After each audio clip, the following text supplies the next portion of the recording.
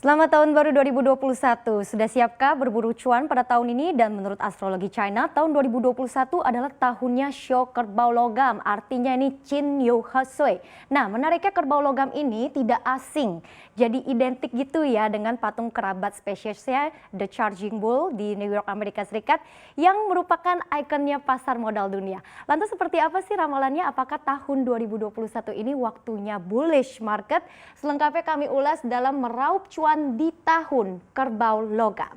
Ya, tahun kerbau logam menurut kepercayaan warga Tionghoa disebut tahun yang memiliki karakteristik bekerja keras atau disiplin. Nah, artinya harus semangat dan juga diperlukan ekstra effort ya untuk bangkit dari tantangan yang sudah dilalui pada tahun 2020 lalu. Nah, memang tahun 2020 itu bukan tahun yang mudah. Tentu saja kita masih ingat betapa paniknya pasar saat virus corona ini masuk ke tanah air pada awal Maret lalu, dan kala itu pasar modal pun IHSG langsung terjun bebas ke titik terendahnya di level 3.911. Tapi meski demikian, perlahan-lahan IHSG berhasil rebound dan bahkan optimis menuju ke level semulanya di kisaran 6.300. Nah, menariknya untuk prospek di tahun ini tidak hanya pakar Feng Shui saja yang mempunyai outlook cemerlang buat IHSG. Berbagai pihak seperti JP Morgan, kemudian Menko Perekonomian Airlangga Hartarto itu sangat optimis bahwa IHSG bisa mencapai rekor tertinggi di kisaran 6.800 sampai bahkan level 7.000 di akhir tahun ini. Nah, namun di balik harapan yang comeback pasti tentunya harus ada beberapa katalis positif jangka panjang yang juga menjadi sinyal untuk mendorong IHSG untuk terus bullish. Nah, apa saja? Pertama, capaian penyaluran stimulus dana PEN ini patut diapresiasi, sudah sebesar 78% untuk sebagai upaya dalam mendorong ekonomi. Karena ini juga sudah memiliki efek yang signifikan, misal saja jumlah uang beredar atau M1 growth ini sudah meningkat 17,6% per September 2020. Nah, tentunya kalau kondisi perputaran uang ini sudah membaik, jadi ini pun juga turut memacu harga komoditas. Nah, kedua, sudah ada pertanda nih bahwa pertumbuhan kredit juga mulai naik. Sejak bulan September 2020, pertumbuhan kredit ini meningkat 0,12% dibandingkan dengan kuartal keduanya. Nah, ketiga, aliran dana asing atau foreign inflow ini juga sudah mulai masuk, apalagi pasca terpilihnya Joe Biden sebagai Presiden Amerika Serikat. Nah, kita tahu emerging market termasuk Indonesia memiliki peluang di sini. Jadi mengingat kebijakan Biden ini memang dinilai ataupun diprediksi tidak akan seprotektif dan juga seimpulsifnya Donald Trump. Karena Trump juga selama pemimpin kita juga tahu ya kerap kali memicu ketidakpastian buat market.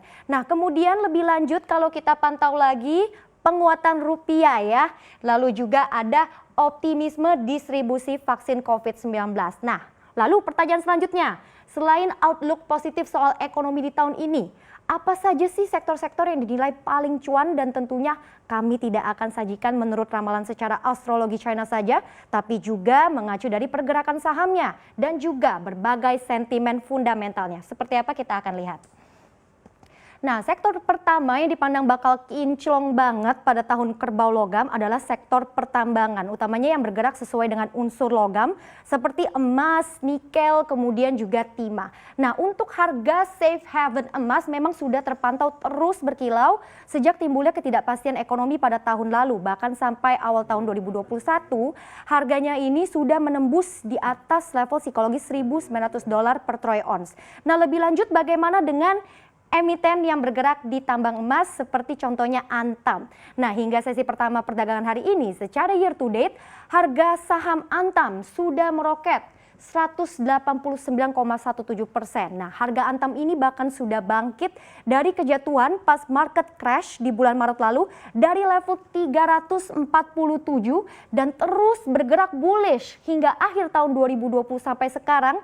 Dan tidak hanya itu, Antam pun juga berhasil masuk ke dalam jajaran top gainers dengan posisi terakhirnya ini di atas Rp2.000. Jadi menariknya level psikologis 2.000 ataupun hari ini bahkan sudah naik lagi lebih signifikan di 2.230 merupakan rekor tertingginya Antam selama satu dekade terakhir. Nah, selain kenaikan harga emas, sentimen fundamental apa sih yang turut mendukung Antam? Nah, untuk jangka panjang Antam dinilai menguntungkan dari keterlibatannya di konsorsium Indonesia Battery Holding buat mobil listrik. Bahkan selain perusahaan perusahaan otomotif seperti LG dan Hyundai dari Korea Selatan, kemudian Toyota Honda asal Jepang, yang dimana mereka sudah berkomitmen untuk menaruh investasi jumbo di proyek ini. Investor juga nampaknya makin pede memburu saham Antam ketika Tesla diumumkan akan segera melakukan penjajakan kerja saham pada Februari nanti. Nah, itu dia dari komoditas emas. Bagaimana dari nikel? Tidak ketinggalan juga, nikel ini memang jadi primadona belakangan ini, terutama pada sepanjang tahun 2020 ya. Harga kontrak futures nikel ini terpantau sudah menguat 18% di bursa Shanghai dan juga turut membuat harga nikel acuan dalam negeri ini ikut terkerek naik. Nah, meski penurunan ini sempat terjadi pada Februari dan juga Maret, namun hingga Desember lalu harga nikel acuan Indonesia juga ikut rebound dan bahkan dipatok di atas $15.000 per tonnya atau sudah naik 12,8% dibandingkan dengan bulan Januari 2020. Nah, kita tahu Indonesia juga memiliki 23,7% cadangan nikel di dunia, sehingga saham emiten nikel tentunya juga kecipratan. Adapun untuk 1 tahun terakhir, emiten produsen nikel terbesar kedua di dunia yaitu Vale Indonesia ataupun Inco sudah terbang tinggi hingga 83,82%. Nah, ada lagi nih yang menarik. Menurut pakar Feng Shui Suhuyo, bisnis-bisnis di unsur tanah atau yang bersifatnya pembangunan juga akan diuntungkan pada tahun kerbau logam ini. Sektor tersebut adalah sektor properti dan juga infrastruktur. Nah, untuk sektor properti ini cukup tertekan ya pada tahun 2020 dan bahkan jadi sektor yang menyumbang pelemahan terbesar terhadap IHSG hingga 21,23%.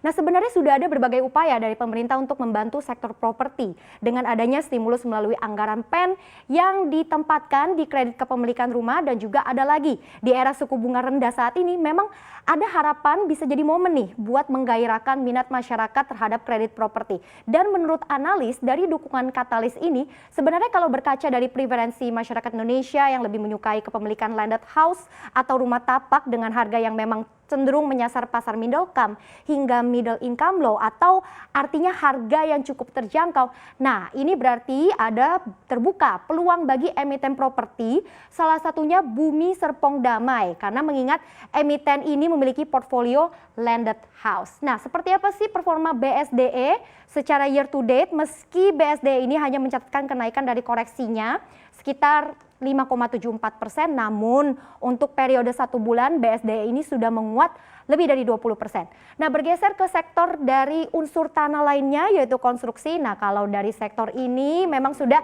cukup diguyur ya berbagai kabar positif, mulai dari fokus Sovereign Wealth Fund ya, pemerintah yang akan menargetkan investasi di proyek infrastruktur, kemudian juga anggarannya tahun ini sudah melonjak hampir 2 kali lipat melebihi budget kesehatan untuk mengejar proyek-proyek yang tertinggal. Nah, hingga belum lama ini ternyata salah satu dari emiten konstruksi BUMN yang turut jadi perhatian para investor adalah Adikarya. Nah, dalam 3 bulan terakhir saham Adi sudah melaju kencang, menguat 236,73%, dan bahkan penguatan ini juga membuat performa apresiasi Adi secara year to date ini ada di 51,38%. Nah, menariknya di hari perdagangan perdana tahun 2021 kemarin ada pengumuman yang menarik nih ya soal update proyek transportasi umum. Jadi Adikarya sudah menerima pembayaran ke-7 untuk proyek LRT Jabodebek tahap pertama dan juga pembayaran kedua untuk proyek jalan tol Banda Aceh Sigli dengan nilai totalnya